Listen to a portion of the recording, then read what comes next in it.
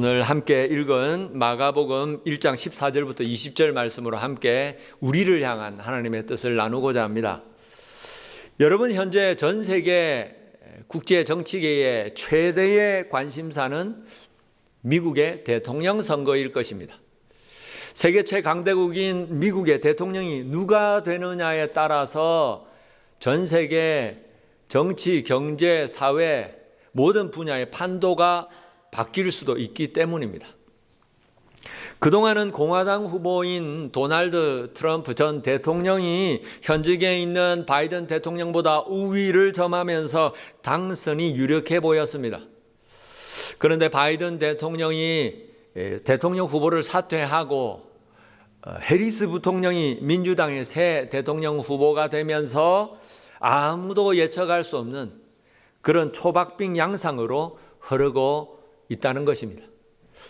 이런 때에 해리스 부통령은 민주당 대통령 후보가 된 이후에 처음으로 CNN과의 인터뷰에서 만약 자신이 대통령에 당선이 되면 내각에 민주당뿐만 아니라 공화당의 인물도 등용할 것이라는 얘기를 했습니다. 민주당 전당대회에서 대선 후보 수락 연설로에서 했던 정치적 견해가 달라도 정치적 견해와 상관없이 모든 국민을 통합할 수 있는 그런 대통령이 되겠다라고 이 얘기를 했는데 그런 의지의 표현을 간접적으로 표한 것입니다. 그러자 그 다음날 당장 공화당 대선 부통령 후보인 벤스 상원 의원도 폭스뉴스와의 인터뷰에서 트럼프 전 대통령도 당선이 되면 내각에 당이 다른 민주당 인물들을 발탁할 것이라고 이야기를 하면서 공화당의 대선 후보 트럼프 전 대통령도 역시 보수와 진보를 아우르는 통합의 대통령이 될 수 있다는 것을 또 표했습니다. 여러분, 대통령은 혼자 할 수 없습니다. 그래서 대통령에 당선이 되면 가장 먼저 하는 일이 국정을 함께 운영할, 함께 이끌어갈 내각을 세우는 일입니다. 오늘 말씀해 보면 주님도 그러신 것 같습니다. 예수님은 세례 요한이 잡힌 후에 이제 메시아로서의 사역을 본격적으로 시작하셨습니다. 주님은 복음 사역을 시작하시면서 가장 먼저 자기와 함께 다닐 제자들을 부르셨습니다. 오늘 읽은 이 말씀이 바로 그 말씀입니다. 여러분, 오늘 우리는 이 말씀을 통해서 하나님이 원하시는 복음 사역이 무엇인지, 어떻게 하기를 원하시는지를 우리는 다시 한번 확인할 수가 있습니다. 하나님이 원하시는 복음 사역 무엇입니까? 어떻게 해야 할 수 있는 것입니까? 오늘 말씀해 보니까 첫째로 하나님은 사람을 통해서 일하신다는 것을 보여주십니다. 여러분, 하나님은 전지전능하신 분이십니다. 모든 것을 다 알고 계시고 모든 것을 다 하실 수 있는 분이십니다. 하나님은 우리처럼 인간처럼 제한적인 존재가 아니시기 때문에 시간과 공간의 제약을 받지 않으십니다. 하나님은 전지전능하시기 때문에 그 누구의 도움도 필요하지 않으십니다. 그래서 출애굽기에 보면 하나님은 모세에게 자신을 말씀하실 때에 나는 스스로 있는 자다 말씀하셨습니다. 하나님은 어느 누구의 도움도 필요 없으신 스스로 존재하는 분이시라는 것입니다. 그런데 그런 전지전능하신 하나님께서는 성경을 보면 언제나 하나님의 일들을 하실 때에 혼자 하시지 않으시고 시대마다 자기와 함께 일할 사람들을 부르셔서 그 사람들을 통해서 일하시고 역사하신 것입니다. 아브라함의 자손들인 이스라엘 백성들이 애굽 땅, 이집트 땅으로 내려갔다가 노예가 되어서 고통을 당할 때에 하나님은 모세를 세우시고 보내셔서 이스라엘 백성들을 그 노예 생활에서 구출해 내셨습니다. 모세가 죽은 이후에는 여호수아를 세우셔서 그를 통해서 이스라엘 백성들을 하나님이 약속하신 가나안 땅으로 인도해 주셨습니다. 그리고 여호수아 이후에는 또 어떻게 하셨습니까? 사사들을 세우셔서 사사들을 통해서 하나님이 이스라엘 백성들을 직접 다스리셨습니다. 그 이후에는 왕을 세우셔서 하나님을 대신해서 이스라엘 백성들을 다스리도록 하셨습니다. 또 시대마다 하나님은 자신의 말씀을 증거할 선지자들을 세우셔서 저들을 통해서 이스라엘 백성들에게 시대마다 말씀하셨습니다. 예수님이 오시기 전에는 어떻게 하셨습니까? 세례 요한을 먼저 보내셔서 메시아로 오시는 예수님의 사역을 미리 준비하도록 하셨습니다. 그리고 말씀대로 오신 예수님은 이제 복음 사역을 시작하시면서 제일 먼저 자신과 함께 할 제자들을 불러주신 것입니다. 여러분, 하나님은 전지전능하신 분이신데 혼자서 모든 것을 다 하실 수 있는 분이신데 왜 굳이 그렇게 사람들을 통해서 일하시는 것일까요? 예수님은 전지전능하신 하나님의 아들이신데 왜 굳이 연약하고 늘 실수하고 넘어지는 제자들을 부르셔서 거추장스럽게 함께 꼭 데리고 다니시면서 일하셨던 것입니까? 사람들을 사랑하시고 제자들을 사랑하셨기 때문입니다. 부족하고 늘 실수하고 수시로 넘어지는 제자들이지만 사람들을 사랑하셔서 하나님은 저들에게 자신의 일을 함께할 기회를 주신 것입니다. 그리고 그 일을 감당할 수 있도록 은혜를 부어주시고 능력을 부어주셨던 것입니다.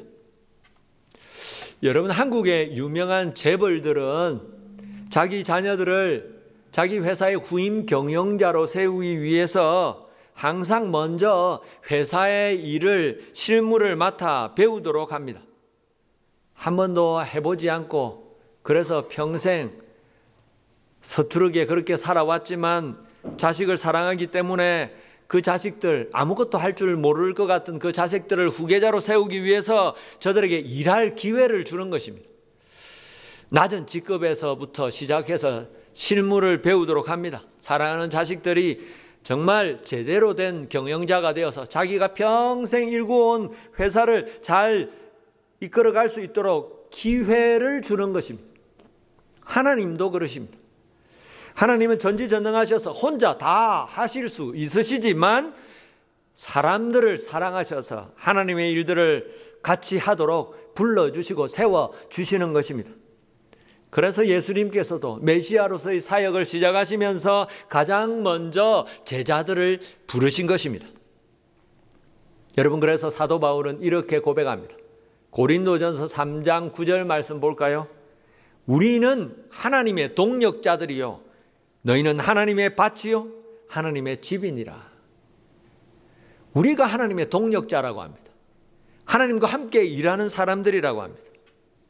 여러분, 하나님은 오늘도 하나님의 일들을 함께 감당할 사람들을 부르십니다. 누구를 부르시는 것입니까?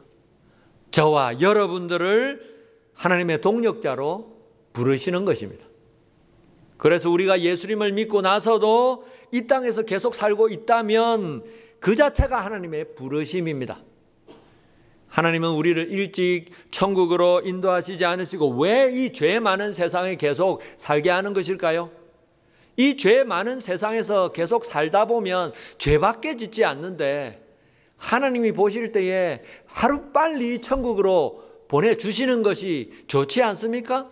천국에 가면 죄를 짓지 않는데 이 세상에 살다 보면 계속해서 죄를 짓고 하나님이 기뻐하시지 않는 모습으로 살 수밖에 없는데 왜 우리를 아직도 계속해서 이 죄 많은 세상에 살도록 내버려 두시는 것일까요? 우리를 통해서 하시기 원하시는 일들이 있으시기 때문입니다. 하나님은 우리와 함께 일하기를 원하십니다. 그래서 우리에게 오늘도 생명을 주시고 이 하루를 허락해 주신 것입니다. 여러분, 오늘도 그 사실을 다시 한번 기억하면서 매일매일 다람쥐 책받기 놀듯이 매일 똑같이 살아가는 일상생활이지만 그 속에서 주님의 뜻을 발견하는 저와 여러분 되기를 바랍니다. 둘째로 하나님이 원하시는 복음사역이란 무엇입니까? 사람을 구원하는 일이라고 말씀하십니다. 17절 말씀 볼까요? 우리 다 같이 함께 보겠습니다. 예수께서 이르시되 나를 따라오라 내가 너희로 사람을 낚는 어부가 되게 하리라 하시니. 예수님은 복음 사역을 시작하시면서 먼저 베드로와 안드레가 일하고 있는 갈릴리 해변으로 찾아가셨습니다. 그리고 그들을 부르셨습니다. 그런데 그들을 부르시면서 하신 말씀이 무엇입니까? 사람을 낚는 어부가 되게 하리라 하셨습니다. 여러분, 이 말씀은 결국 주님의 부르심을 받은 사람들이 주님을 도와서 주님과 함께 해야 할 하나님의 일이 무엇인지를 보여주십니다. 하나님을 모르는 사람들을 하나님 앞으로 인도하는 것입니다. 믿음으로 구원받는다는 이 복음의 도를 전하는 것입니다. 저들이 구원받도록, 저들의 영혼이 구원받도록, 믿음으로 하나님의 자녀가 되도록 그렇게 하는 것이 하나님의 동력자로 부르심을 받은 우리가 해야 될 일이라는 것입니다. 한마디로 사람을 구원하고 영혼을 건지는 일. 여러분, 이 세상에서 가장 가치 있고 가장 귀중한 존재는 무엇입니까? 사람입니다. 왜 그렇습니까? 사람은 다른 피조물들과 다르게 하나님의 형상을 따라 지음받은 특별한 존재이기 때문입니다. 영혼을 가진 존재이기 때문입니다. 그래서 주님은 그런 사람들을 구원하시고 살리시기 위해서 인간의 몸을 입고 이 땅에 오셨습니다. 그 사람들을 살리시기 위해서 십자가에서 우리 대신 죽으신 것입니다. 그래서 우리는 그 어떤 것보다도, 그 무엇보다도 사람을 구원하는 일을 해야 하는 것입니다. 영혼을 구원하는 일, 가장 가치 있는 그 일을 해야 하는 것입니다. 그것이 우리 예수 믿는 크리스찬들이 이 땅에서 살아가면서 해야 될 일입니다. 우리 교회가 해야 될 진짜 일인 것입니다. 여러분, 교회에서는 여러 가지 일들을 합니다. 우리가 같이 모여서 식사도 하고, 같이 친교도 나누고, 같이 야유회도 가고, 같이 운동도 하고, 집 없는 불쌍한 홈리스들에게 음식을 준비해서 같이 나누어도 줍니다. 여러분, 그런데 교회에서 왜 그런 일들을 많이 하는 것입니까? 세상에 자선단체도 많은데, 세상에 친목할 단체들도 많은데 왜 굳이 우리가 모여서 음식을 준비해서 불쌍한 사람들에 나눠주고 우리가 함께 모이는 것입니까? 사람들을 구원하기 위해서입니다. 하나님을 모르고 하나님을 믿지 않는, 하나님의 사랑을 모르는 사람들에게 하나님의 사랑을 알도록 하기 위해서, 그래서 구원받도록 하기 위해서 우리는 이런 일 저런 일, 이런저런 행사를 준비해서 사람들을 초청하고 함께 하는 것입니다. 주님은 영혼을 구원한 일들을 감당하도록 하기 위해서 우리를 부르신 것입니다. 여러분, 그렇다면 우리는 어떻게 그 일을 감당할 수 있는 것입니까? 오늘 말씀해 보면 주님을 잘 따라가면 할 수 있습니다. 오늘 말씀을 가만히 보면 주님은 제자들에게 사람을 낚는 어부가 되라고 하지 않으셨습니다. 사람을 낚는 어부가 될 것이라고 말씀하셨습니다. 되게 해 주시겠다는 것입니다. 명령이 아니라 약속입니다. 그런데 이 약속에는 한 가지 조건이 있습니다. 무엇입니까? 예수께서 이르시되 나를 따라오라. 내가 너희로 사람을 낚는 어부가 되게 하리라. 예수님은 나를 따라오라고 하시면서 나를 따라오면 사람을 낚는 어부로 만들어 주시겠다고 약속하시는 것입니다. 예수님을 따라가기만 하면 사람의 영혼을 구원하는 영혼의 어부로 만들어 주신다는 것입니다. 여러분, 주님을 따라간다는 것이 무슨 의미입니까? 주님이 가시는 길을 따라간다는 것, 주님이 인도하시는 길로 간다는 것입니다.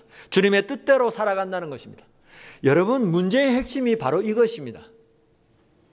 여러분, 우리가 왜 전도해도 열매가 나타나지 않을까요? 왜 사람들을 교회에 데려와도 온전한 변화가 일어나지 않는 것입니까? 우리가 먼저 온전히 주님을 따르지 않기 때문입니다. 사람을 주님께로 이끌고 복음으로 그 사람의 심령이 변화되는 일은 사람이 할 수 있는 일이 아닙니다. 우리는 사람들을 교회로까지 이끌어올 수 있습니다. 하지만 사람을 믿음으로 변화시키는 일은 오직 주님만이 하실 수 있는 일인 것입니다. 그런데 주님은 그런 일들을 그냥 하시지 않고 사람들을 통해서 하십니다. 어떤 사람들을 통해서 하십니까? 어떤 사람들을 들어 사용하실까요? 주님의 뜻대로 행하는 사람, 말씀에 순종하는 사람, 주님을 잘 따라가는 사람, 그런 사람들을 사용하시는 것입니다. 그런 사람들을 통해서 역사하시는 것입니다. 그래서 오늘 주님의 약속의 말씀은 쉽게 얘기하면 이런 것입니다. 나를 잘 따라오너라. 나를 잘 따라오고 말씀에 순종하는 너희를 통해서 많은 사람들을 구원할 것이다. 나를 잘 따라오기만 하면 너희들이 그런 일을 할 수 있을 것이다. 사람을 구원하는 일을 감당하게 될 것이다. 이런 말씀입니다. 여러분, 오늘 저와 여러분 정말 주님을 잘 따라가고 있는 것입니까? 정말 믿음으로 이 땅을 살고 있는 것입니까? 아니면 그냥 내가 원하는 대로 우리의 인생길을 살아가고 있지는 않습니까? 주님이 원하시는 것을 찾고 있습니까? 아니면 내가 원하는 것을 늘 구하고 찾고 쫓아가고 있는 것입니까? 여러분, 우리가 진짜 주님의 말씀에 순종하고 주님의 인도를 받고 주님을 따라간다면 주님은 우리를 사용하실 것입니다. 우리의 순종하는 모습을 통해서 이제 역사하셔서 절대 변하지 않을 것 같은 그 강팍한 심령의 사람들을, 메마른 심령들을 하나님의 사랑으로 녹여주시고 변화시켜 주실 것입니다. 오늘 셋째로 주님이 원하시는 복음사역 무엇입니까? 어떻게 감당할 수 있을까요? 하나님이 주시는 은혜로만 그 사역을 시작할 수 있고 감당할 수 있다고 말씀하십니다. 예수님은 복음사역을 시작하시면서 먼저 제자들을 부르셨습니다. 그런데 예수님의 부르심을 받은 제자들은 한결같이 부르심을 받자 말자 당장 그 자리에서 그냥 모든 것을 다 내버려 두고 주님을 따라 나섰습니다. 17절 말씀부터 다시 볼까요? 예수께서 이르시되 나를 따라오라 내가 너희로 사람을 낚는 어부가 되게 하리라 하시니 곧 그물을 버려두고 따르니라. 조금 더 가시다가 세베대의 아들 야고보와 그 형제 요한을 보시니 그들도 배에 있어 그물을 깁는데 곧 부르시니 그 아버지 세베대를 품꾼들과 함께 배에 버려두고 예수를 따라가니라. 아멘. 베드로와 안드레는 주님께서 부르시자 당장 그물을 버려두고 주님을 따라 나섰습니다. 야고보와 요한은 어땠습니까? 같이 일하고 있던 아버지를 그냥 그 자리에서 내팽개치고 주님을 따라갔습니다. 여러분, 믿지 않는 세상 사람들이 보면 제자들의 모습은 어떻게 보면 비상식적인 행동처럼 보입니다. 어떻게 일을 열심히 하고 있는 중에 당장 그 자리에서 그냥 다 내팽개치고 예수님을 따라 나설 수 있단 말입니까? 아버지와 함께 아버지를 도와서 일을 하고 있는데 연로하신 아버지를 그 자리에서 그냥 다 내버려 두고 예수님을 따라 나선다는 것, 한마디로 말하면 불효자들입니다. 예수님이 부르시면 네, 알겠습니다. 내가 주님을 따르겠습니다. 오늘 이 일 다 해놓고 이제 내일 주님을 찾아가겠습니다. 어디에 계십니까? 그렇게 마무리를 하고 주님을 따라 나서는 것이 사람의 상식 아니겠습니까?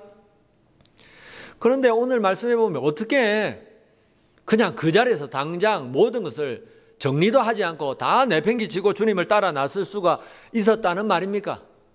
제자들은 처음부터 믿음이 아주 좋은 사람, 특별한 사람이었습니까? 아닙니다.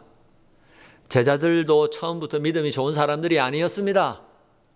그렇다면 어떻게 처음부터 그냥 그 자리에서 당장 모든 것을 내팽개치고 주님을 따를 수가 있었다는 것입니까? 저들은 큰 은혜를 경험했기 때문입니다. 오늘 말씀에 자세히 나와 있지 않지만 좀 더 자세하게 이야기가 기록된 누가복음에 보면 베드로와 안드레는 밤새 고기잡이를 나갔다가 고기 한 마리 잡지 못하고 아침에 빈손으로 돌아와서 그물을 씻으며 정리하고 있었습니다. 그런데 마침 그 아침에 공교롭게도 예수님은 베드로의 배 위에 올라 앉으셔서 말씀을 전하셨습니다. 그렇게 한참 아침 낮을 동안에 말씀을 증거하시다가 갑자기 베드로에게 이상한 말씀을 하십니다. 씻어놓은 그물을 들고 다시 고기를 잡으러 나가라는 것입니다. 그 당시 갈릴리 지역은 모두 어부들이 초저녁에 밤이 될 때에 그물을 들고 물고기를 잡으러 나갔다고 합니다. 밤에 고기들이 많이 나와서 움직이고 그렇게 고기잡이를 잘할 수 있었기 때문입니다. 그렇게 밤새 고기잡이를 하고 아침에 그물을 접어서 들고 들어왔던 것입니다. 그래서 아침에 그물을 접고 들어와서 그물을 씻고 정리하는 베드로에게 주님은 갑자기 이상스러운 말씀을 하셨던 것입니다. 그 아침에 아무도 고기를 잡으러 나가지 않는 그 시간에 예수님은 갑자기 베드로에게 씻어놓은 그물을 들고 다시 고기를 잡으러 나가라고 하셨던 것입니다. 그 이상한 말씀에 베드로는 순종했습니다. 다시 정리했던 그물을 들고 고기를 잡으러 나갔습니다. 그러자 어떻게 되었습니까? 생각도 못했던 어마어마한 고기를 잡게 되었습니다. 베드로는 그 일을 경험하면서 주님이 어떤 분이신지를 깨닫게 되었습니다. 그래서 다시 주님 앞에 돌아와서 무릎을 꿇고 고백했습니다. 주님, 저는 죄인입니다. 예수님은 그 고백을 들으시고 베드로와 안드레, 야고보와 요한을 제자로 불러주신 것입니다. 베드로는 밤새 나가서 고기를 잡았는데 한 마리도 잡지 못했습니다. 하지만 주님의 이상한 말씀을 듣고 다시 고기잡이를 나갔다가 생각도 못했던 엄청난 물고기를 잡으면서 사람의 상식으로 이해할 수 없는 엄청난 주님의 능력을 친히 경험하게 된 것입니다. 그렇게 주님의 능력을 경험하고 주님의 역사를 경험하면서 은혜를 경험하자 베드로는 예수님이 어떤 분이신지를 이제 깨닫게 된 것입니다. 예수님이야말로 하나님의 아들이시고 하나님이 보내신 구원자 메시아라는 사실을 깨닫게 된 것입니다. 그래서 그 은혜를 경험하고 나자 주님이 부르시자 그 자리에서 당장 모든 것을 내팽개치고 주님을 따라 나설 수 있었던 것입니다.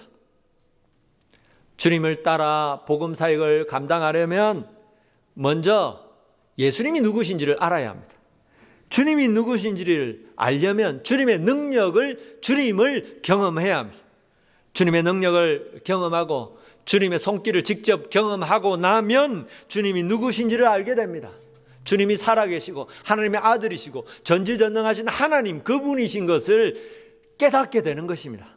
그렇게 주님을 알게 되면 주님을 믿게 되고 주님을 믿게 되면 모든 것을 뒤로하고 주님 앞에 주님을 따라 헌신할 수가 있는 것입니다. 여러분, 오늘 우리에게도 그런 은혜가 필요합니다. 주님의 능력을 경험하는 은혜, 주님의 살아계심을 경험하는 은혜, 주님의 그 능력을, 주님의 손길을 경험하게 되면 메말라진 우리의 심령이 다시 회복될 것입니다. 회의와 의심과 그 모든 것들이 다 주님에 대한 믿음과 확신으로 바뀌게 될 것입니다. 여러분, 오늘도 우리에게 은혜 주셔서 살아계신 주님의 능력을 경험하고 믿음으로 주님을 따라가는 저와 여러분 되기를 바랍니다. 말씀을 맺겠습니다. 예수님은 복음 사역을 시작하시면서 제자들을 불러주셨습니다. 그렇게 주님을 따라 나선 제자들은 3년이 넘는 세월 동안 주님을 따라다니면서 주님과 함께 동고동락했습니다. 3년을 따라다니면서 다 이해할 수 없는 주님의 말씀을 들었고 부인할 수 없는 주님의 능력을, 기적을 보았습니다. 그리고 그 능력이 주님께서 허탈하게 십자가에 못 박혀 죽으신 것을 보았고 그 죽음에서 영광스럽게 부활하셔서 하늘로 올리우시는 주님의 부활과 승천을 저들은 목격했습니다. 그렇게 주님의 제자들은 사람을 낚는 업으로 준비되고 훈련되고 성령이 임하시자 마침내 사람을 구원하는 진정한 영혼의 전도자가 된 것입니다. 비록 저들은 12명밖에 되지 않았지만 주님과 함께 했던 3년을 통해서 약속하신 성령을 통해서 능력 있는 하나님의 사람들로 거듭나게 된 것입니다. 그 12명을 통해서 이제 복음이 전해져서 수십억의 사람들이 구원을 받고 오늘 우리에게까지도 복음이 전해져서 예수를 믿고 구원받게 된 것입니다. 이제 우리가 해야 할 차례입니다. 주님은 오늘도 우리를 부르고 계십니다. 우리를 부르셔서 사람 낚는 일, 영혼을 구원하는 일, 그 하나님의 일들을 감당하기 원하십니다. 그 일 때문에 오늘 우리에게 은혜가 필요합니다. 여러분, 오늘도 주님 앞에 더 큰 은혜를 기대하고 기다리고 기도하며 나가기 원합니다. 주님은 주님의 은혜를 간절히 갈망하고 사모하는 영혼들에게 분명히 은혜를 부어주실 것입니다. 사람 낚는 어부, 영혼을 구원하는 주님의 동력자로 그렇게 우리를 변화시켜 주실 것입니다. 여러분, 오늘도 주님의 은혜로 주님을 따라서 사람을 낚는, 영혼을 구원하는 진정한 하나님의 일들을 감당하는 저와 여러분 되기를 축원합니다.